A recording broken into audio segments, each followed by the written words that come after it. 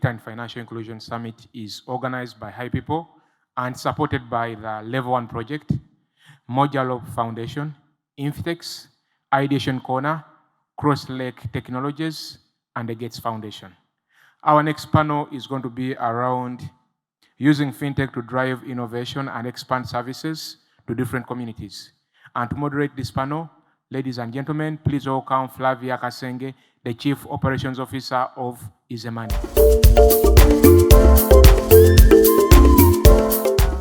Gone are the days when we used to wait for pigeons to be able to deliver mails or a postman to deliver to us in the diaspora. So our next panel that I'm going to be moderating, my name is Flavia Eleanor Kasenge. I have a brilliant panel that is coming next on, and let's welcome Jackie Ochola, General Manager, Wave Mobile Money. Jackie, please make your way. Dux Atuheirwe, Chief People and Culture Officer, FutureLink. Alex Ochan, Head Finance Inclusion Division at Bank of Uganda. And lastly, Lydia Nakamya, GM, Affluent Banking and Wealth Management, Stanchart Bank. Oh, and I proudly bank with Standard Chartered Bank, so please, a round of applause for Lydia for keeping my money safe. So to our panelists today, we're going to be able to digest what we are using FinTech to drive innovation and expand services to the diaspora. And our first question goes to you, Alex. How do we improve access of FinTech services to the diaspora communities and also address the key challenges? It's a pleasure to join this event, and I want to thank the organizers for inviting Bank of Uganda to join this event. My name is Alex Ochan. I work with Bank of Uganda as Head of Financial Inclusion Division, which sits in the National Payment Systems Department. Again, our role as a division are three, which I'll quickly mention before I answer your question. One is to coordinate the implementation of the National Financial Inclusion Strategy, which I think Andrew rightly spoke to it. The second one is also on coordination and implementation of the National Strategy for Financial Literacy, which is the second component. And the third one is the promotion of innovations under the National Payment Systems Act, what we call the regulatory sandbox, and I think we briefly talked about it. Now, to answer your question, I will approach in three main ways. One is to set the context, starting with just a bit of numbers for us to be able to understand. When you look at the numbers, we have about 875,000 Ugandans that are out of the country, and that's approximately 2% of our population. I think we're about 46 million now. You think about where they reside, 64% are within the EAC, talking about Kenya, South Sudan, Rwanda, and our neighboring countries. Outside the EAC, we have about 9% in the UK and 6% in the US. Now, you could have recently noticed outflux, so for that matter, a lot of Ugandans moving to the Middle East for better opportunities. And as of 2021, we had about 140,000 Ugandans going out to make ends meet in the Middle East. That's about 16% of the total number I mentioned going out. Again, in terms of remittances, or what to talk about from the diaspora, Uganda is the 10th highest recipient of inflows in sub-Saharan Africa, with approximately $1.1 billion. That's 2.3% of GDP. Mm-hmm. Think about how that contributes to the players that are in that space. I mean, the mobile, the money transfer operators, including fintechs, the payment service providers, and the banks. But again, when you look at a survey that was done by Bank of Uganda, we noticed that the key ways of receiving funds or international remittances are largely through mobile money, meaning that the remittances terminate on your mobile money account, unlike previously where you needed to go to a money transfer operator, accounting for about 30% and 28% that move through the MTOs. But of course, the banks still play a role at about 18%. So that's just the context. But now you spoke about FinTech solutions improving remittances for the diaspora. What are the key challenges that we see? We need to start from the perspective of understanding what are these key barriers that we are seeing in remittances. The first one, which is very critical, is the cost. If you look at sending money across or receiving money from outside countries, still quite expensive. The last survey done by IFA, I think, showed about 11% as a cost of sending money, depending on the amount you're sending. And that could be quite expensive. We've seen some improvement in the ESC, especially for cross-border between Uganda and Kenya. I think the amount has been reduced to about 1,000 for the major players. The second challenge we have is the access points. Most of the MTOs are still concentrated, or where we can access those funds that come in are still concentrated in urban areas. So how do we improve that? And I think that is one of the areas that we need to also address as collectively as players and also the regulators. The question then comes into the last part. How do we see fintechs improving that? And I think that's the gist of the matter. What is the role of fintechs?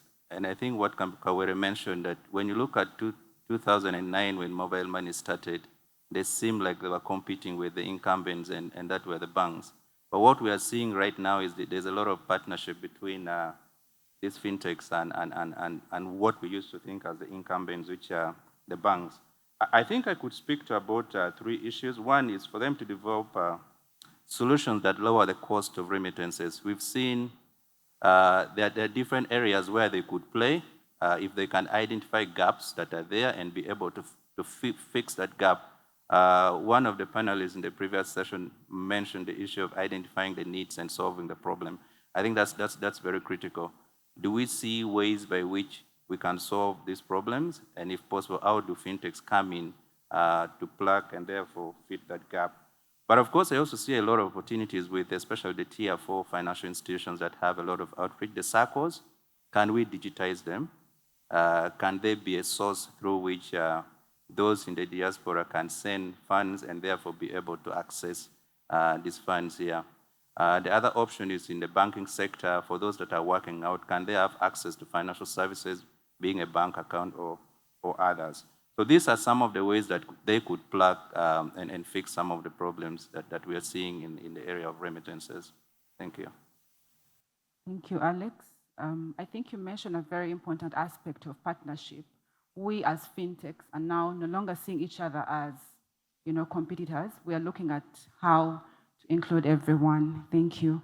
And the next question goes to you, Lydia. Being in the banking sector, how can banks improve financial services in the diaspora and some of the key challenges that we need to address this aspect? My name is Lydia Nakamya. I work with Standard Chartered Bank. I look after wealth management and affluent banking. And of course, it's ingrained with digital because that's how we are serving our customers. We're a digital first bank. Back to your question, how are we ensuring that we are serving the customers in the diaspora? First of all, it's a digital first bank, like I said. So the first thing that we must really be able to do is to reach these customers. And how do we do that? By ensuring that they have access to our platforms. And I see many of the banks, many of the fintechs in Uganda are really spreading out and growing their digital footprint because we need to be able to reach the customers where they are.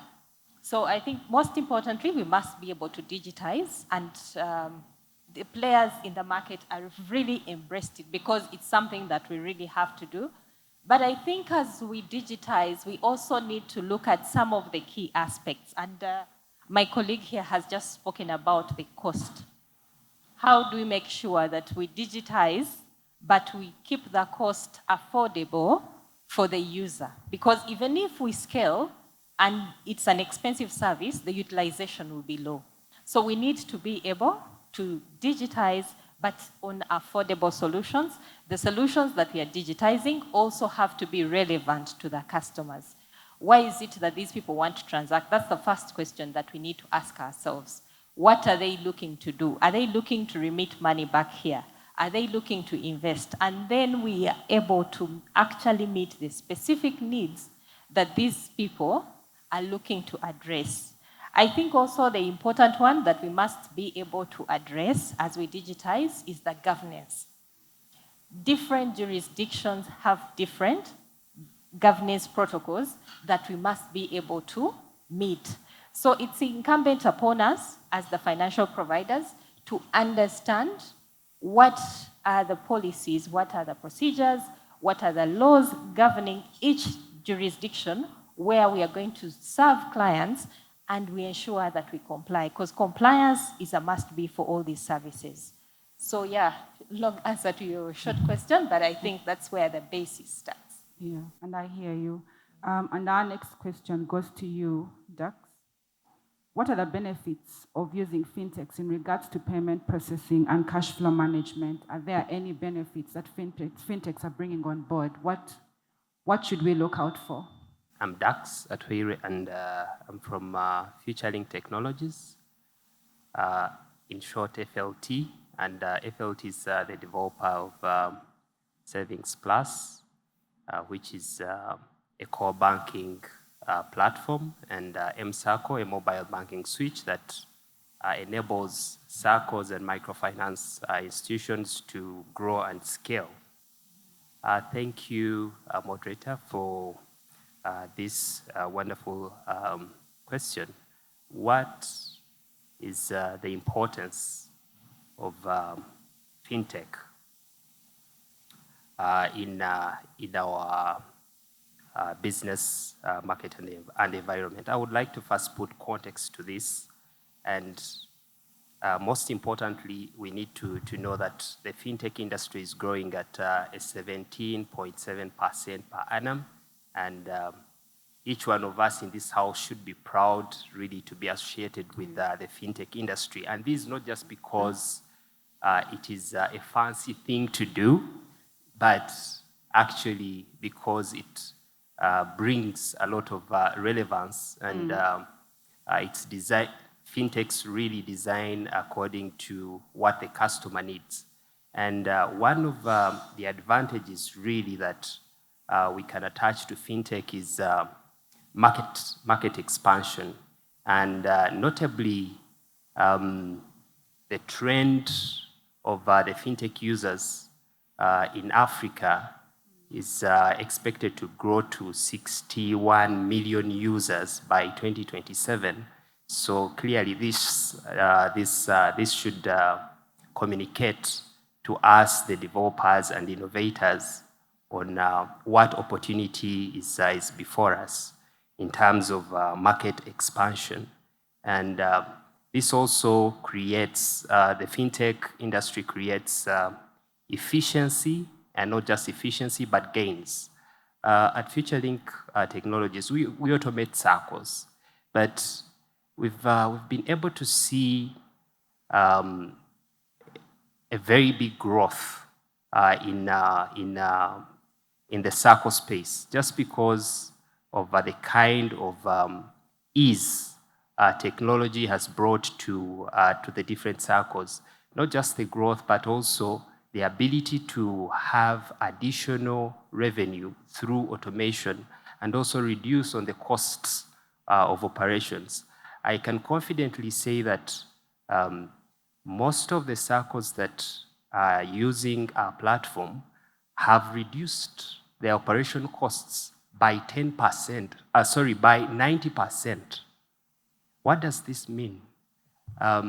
If they have previously been spending 20 million shillings in operations, now they are spending 2 million shillings, because we've come in and taken care of all the background work that has been taking a lot of the money, and that really reduces greatly the cost of running their business. Then, most importantly, the biggest advantage is inclusivity. So many people, actually 57% of Africans are underbanked or even unbanked. And one of the advantages that comes with the FinTech ecosystem is including the unbanked and underbanked. And sometimes we think that the unbanked are the underbanked are the people that are in the village, but even people here in town, people in the diaspora who really want to make transactions.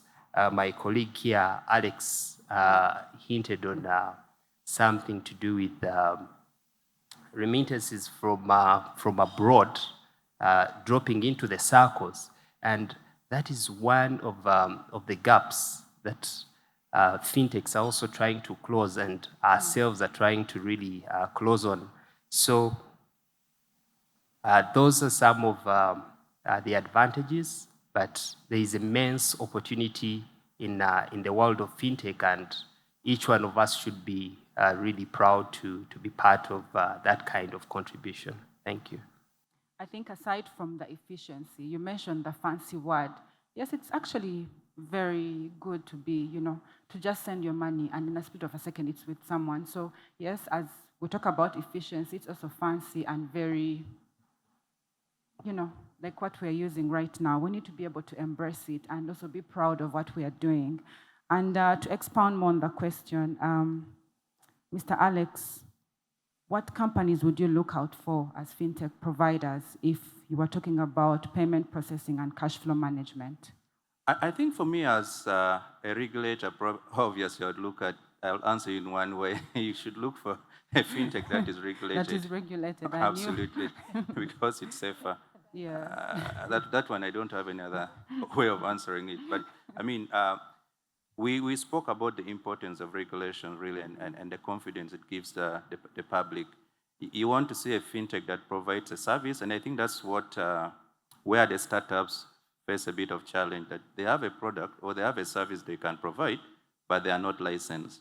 Where I sit, I've seen startups come and they just want to go into the sandbox simply because they want to partner with a bank, but the bank is saying you're not yet licensed. So even a sandbox, which is a temporary experiment, they imagine either would give them the opportunity to partner with a bank, or it would give them funding that they may need so much. So I think it's important that we deal with a licensed fintech, and they're coming in.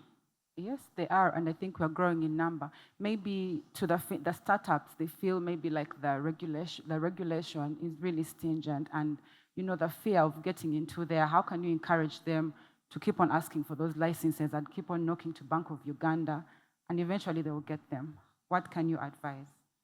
Thank you. I would have loved Wave to talk about that. I think since we got the NPS Act and the implementing regulations, as a regulator, we've really been open to the players in terms of listening to them. We also want to thank FITSPA, the Association for Fintechs, for guiding them. From the time the Act came into play and the implementing regulations, we've tried as much as possible to address the issues that the fintechs may have. But also the association has done a tremendous job in terms of trying to look at the smaller fintechs may not have a legal representative to help them. I think they've hired a lawyer to support them. Our office is always open to support you where you find a challenge. We put on our website FAQs to guide the smaller fintechs when they want to come under regulation. We've also improved our implementing regulations to provide for the smaller fintechs as well. It's work in progress, and I think for me, where I sit, I see a lot of progress on that side in terms of helping the startups. We've also given them access to an email where they can simply send, but what we normally see are the lawyers sending us emails seeking guidance. which is a bit, for me, it's strange that the Yeah. fintechs themselves are not willing to come to us, but their lawyers are coming to us to seek for guidance. Our doors are open. Okay, to all the startups out there, Bank of Uganda doors are wide open. You can get those licenses and ready to start your business. Jackie, you've been a little quiet, and now, you know, fintechs are seated on a wealth of data, right? So how can we, as fintechs, be able to use this information to personalize planning and investment management in regards to high-valued customers? How can we get those high-valued customers feel like they should, you know, they should continue working with us? My name is Jackie Ochola. I'm a general manager at licensed FinTech, Wave Mobile Money. Wave is a Pan-African FinTech that offers an app-based mobile money service in 6 countries right now across Africa. And we are basically on a mission to make Africa the first cashless continent. Big dreams, baby steps, but I believe in time we shall get there. Now, when you say that fintechs have access to a lot of data, this is very true. Because the fintech solution is built on technology. Technology, by nature, collects data in real time, at all times, and continuously.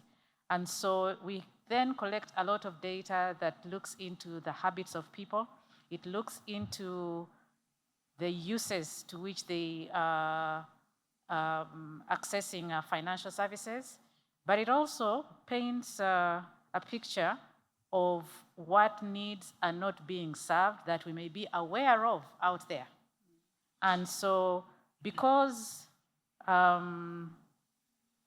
as fintechs, we are in the creation space, we basically build solutions. We build solutions that will either automate the things that are already being done in the world.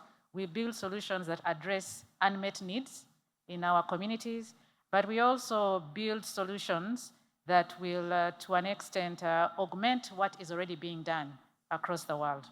And so it goes to then the different financial services that are available up there and that are needed by the high net worth individuals. But then we cannot only consider the high net worth individuals and institutions. FinTech, by the very design, is an inclusive technology, okay? It's inclusive and must be able to create access for different people at different levels. Wealth management needs to happen at all levels, at all strata of our society. And so through these technology platforms, we then have solutions built by different organizations that offer wealth management, that offer insurance. Let's think of any kind of financial service has a fintech version of it. Wealth management, wealth tech. If you think in terms of insurance, insurtech. If you think in terms of practically anything that you can think of, there is a version of it that is being created and built through technology. And so by creating awareness, by building these systems, by educating the public, by reaching out and letting people know what is possible, and also letting people become aware that even if it's not possible now, possibilities are being created about how you can build these things. Services then grow from one point to another. Thank you. Okay. Thank you. Yes, we are keeping on innovating, and I think anything is possible. These days, you know, there are so many youngsters and people coming up with so many crazy ideas, but eventually we need those crazy ideas to exist in the world. And to you, Lydia, just to expound, but combining both banks and fintechs, how can you be able to personalize these services for the high-valued customer? Yeah, I think, first of all, banks and fintechs, that relationship, I think Alex is the one who mentioned that, you know, previously they were almost like competitors. But what we have seen and what it is that we must work together. That's correct. It's a relationship that must be really so close that you can hardly tell it apart. Why is it? Because there are benefits that each one of us brings to the table. I think the most obvious one is the agility with which fintechs can deliver solutions. And we need that. We need that as an industry, but we also need that as consumers, because in this room, we are players, different players in the digital industry. But at the same time, we are all consumers, and we do consume our service. So that relationship has to be very, very close for us to deliver excellent solutions to the final consumer of this. Now, that said, there are key items that we need to look at and say, how do we enhance the service delivery? Aside from just working together, sitting down at a table, we need to be able to support each other. We need to look at things like, how do we give constant feedback? Generally, the banks have been around longer than the fintechs. That's correct. And there's that connotation that the banks are rigid to some extent because, I can even read it on your face. Yes, yes. Yes, but again, in that rigidity, the perceived rigidity, it could be perceived or it could be factual. That's for you to choose. But in that perceived rigidity, we have also mastered key building blocks to this ecosystem. Things like governance, controls, security, we have mastered those. So both of us are masters at everything, but we need to bring it together and deliver it to the final consumer. So in looking at it, we need to be able to work together and give each other constant feedback. Constant feedback on how do we deliver solutions. And as Jackie said, the fintechs have all these solutions. They will bring wealth solutions, insurance solutions, all these things. And it's because of these partnerships that we see banking, even in Uganda, start to evolve. Seeing wealth solutions being offered by banks digitally. Seeing wealth insurance solutions being offered by banks digitally. But it comes back to how do we give each other very genuine feedback on how to deliver the products. I think for me, what I would say is that if we are looking at the solutions that we want to deliver, we need to look at how do we scale. It's good for us to get products that will be for Ugandan customers, but how do we scale this? How do we move out of Uganda and make it a global product? In our country, we do have many brands, many international brands. If you look at the likes of, well, I won't mention names, but we know the global brands that we have. But how do we then get the solutions from our fintechs in Uganda and make them global? And I think that is what we must be going for. We need to have scale, but I will still go back to the matter of cost. Because as a consumer, it must be affordable for me. It must be relevant, it must be affordable. But how do we grow the scale from just Uganda and expand it to the other markets that we see? I'll give an example. At Standard Chartered, there's a particular fintech that we work with to make our payments. But they've done an excellent service for us that the same fintech is working in different markets, in Kenya, in Zambia, in what? And that is what we need to go for. How do we get our solution so good that it competes favorably in the other markets, not just in Africa, but globally? Yeah. Okay. Thank you, Lydia. And like I mentioned, I bank with Stanchart, so I think you're also, I think you're also trying as much as possible to make sure that your bankers feel welcome and personalized, because you're now giving out those ATMs that put us in certain categories, the gold members, the platinum members. But as you do that, can you also please think about the people at the bottom of the pyramid? How are you going to make them feel wowed in being in the inclusion environment? So as we innovate, we also need to be able to put those in mind.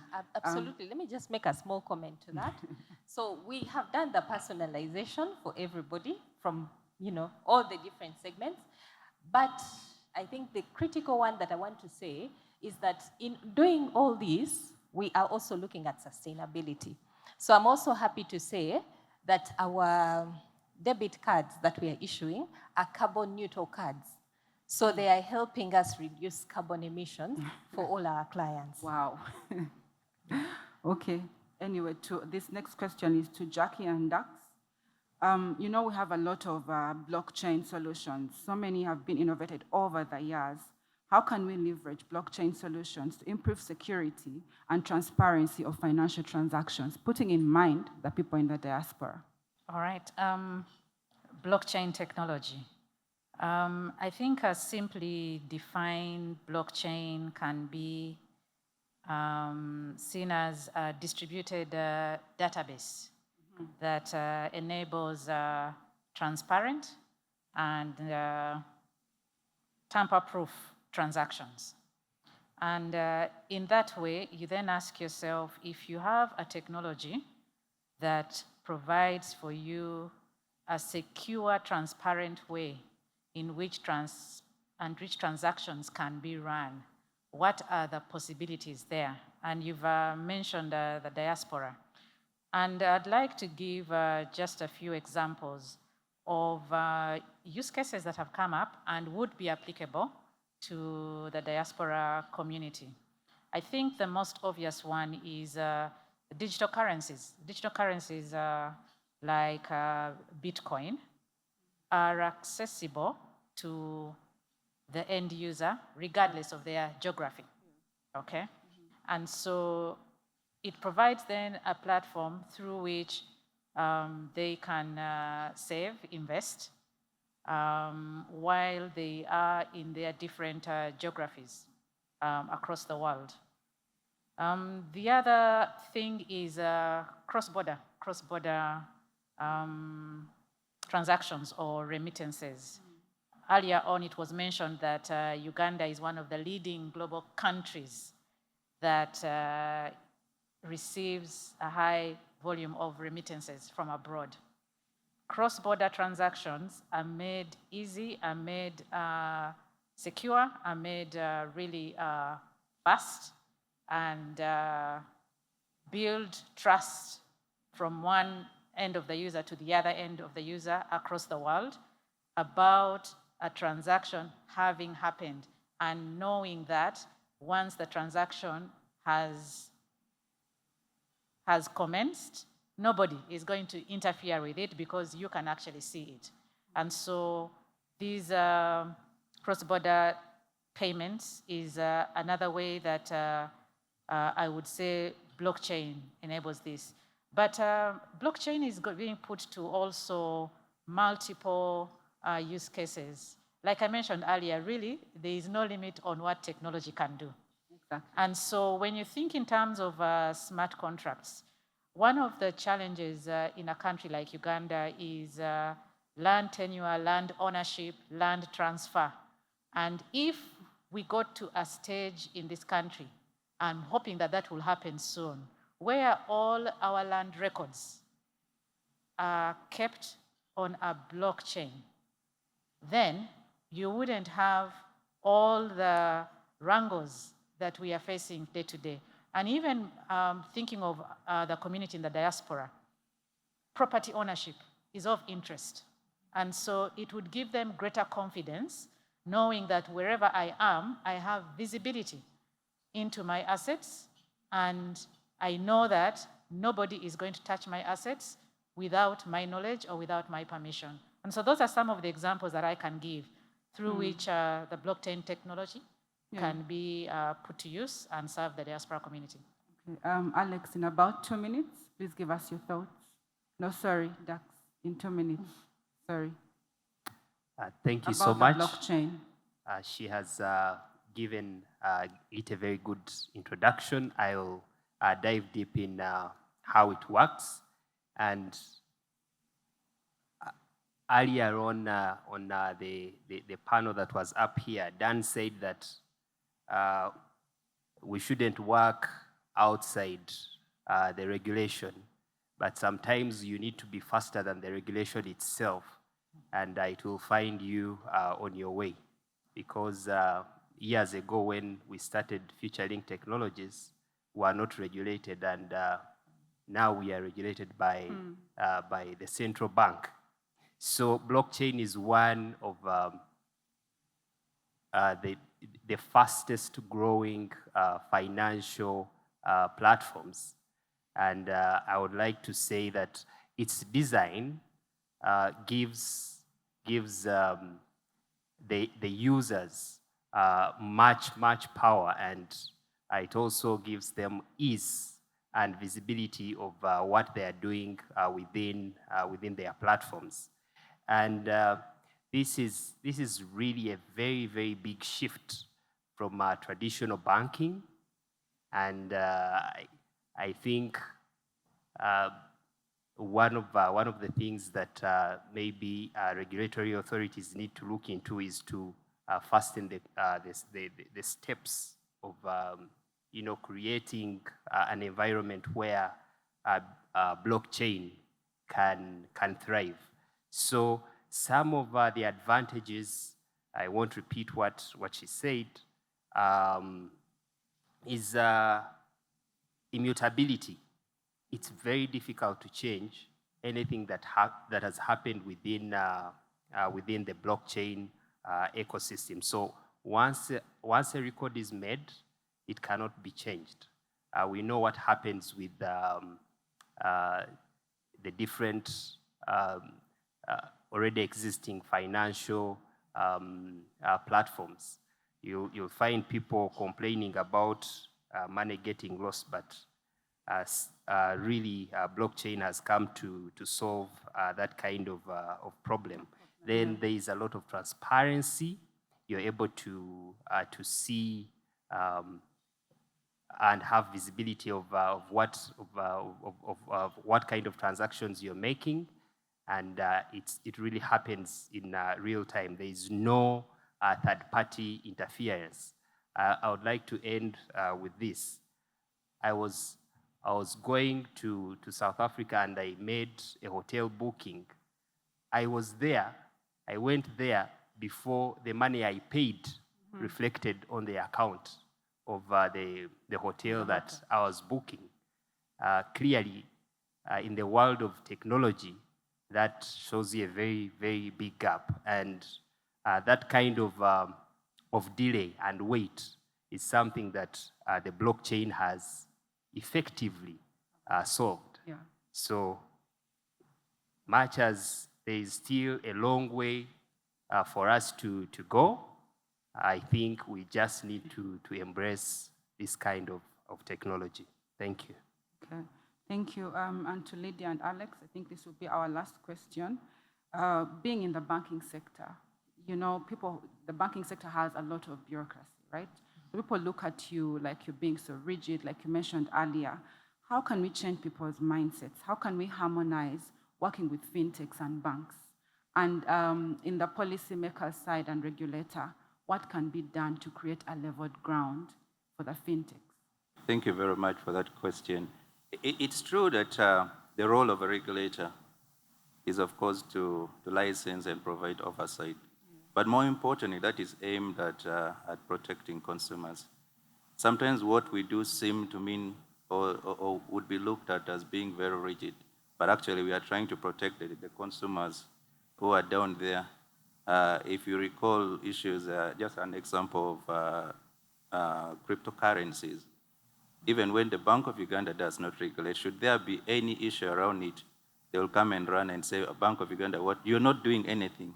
Yet we are doing something from behind it. But the public would see the bank as regulating everything. Yeah. Anyway, having said that, over time, and like Jackie and my colleague here said, fintechs have come to the fore, and there's no way that regulators can run away from them. We've created different avenues through which we collaborate. I think we have so many different associations where, including the payment service providers, meet with the deputy governor or the governor for that case if he will be appointed. that provides a platform for them to talk. Even with the UBA, we have, in the case of Bank of Uganda, we have an association of Uganda Bank Association and the payment service providers that meet quite often. But within the framework of the National Financial Inclusion Strategy, we also have different working groups that meet quite often, and has the private sector players as well as different regulators where we meet and discuss issues. So the bank has been very open from their point of view, but also opening up and coordinating the different subsectors to be able to meet and discuss with fintechs. Thank you. Lydia, can you please throw more light? Yeah, and to speak to the bank specifically, I think we've taken the feedback. The fintechs have told us severally, even some of the clients have told us that, we need to move faster. We've taken the feedback.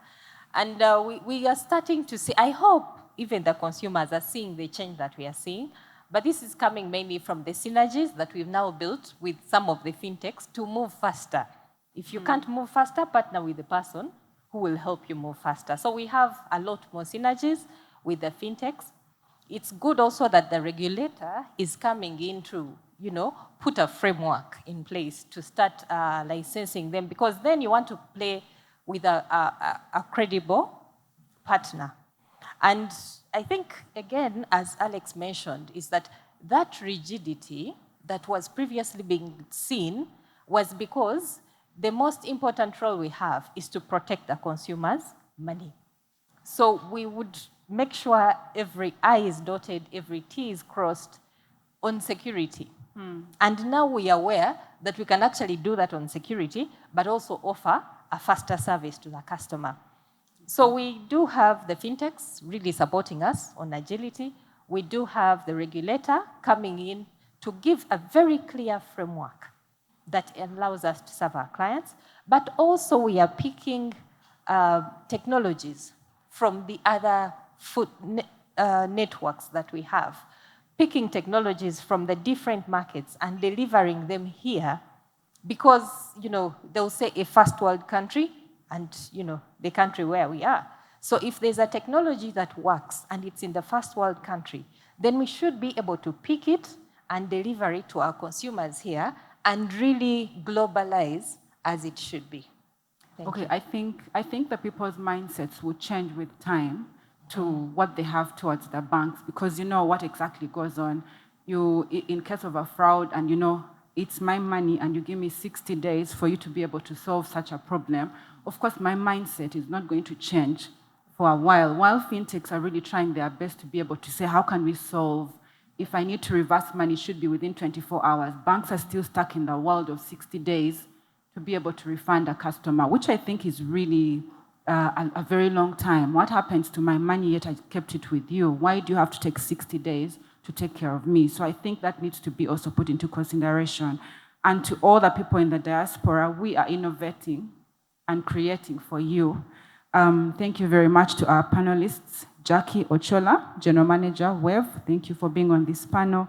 Dux Atuheirwe, Chief People and Culture Officer, FutureLink Technologies, thank you very much. And Alex, Head Finance Inclusion Division of Bank of Uganda, it was a pleasure having you here. And Lydia Nakamya, GM, Affluent Banking and Wealth Management, Standard Chartered Bank, thank you very much. And to the audience, thank you very much for being very patient with us. My name is Flavia Eleanor Kasenge, and I'm the CEO of Easy Money Uganda Limited.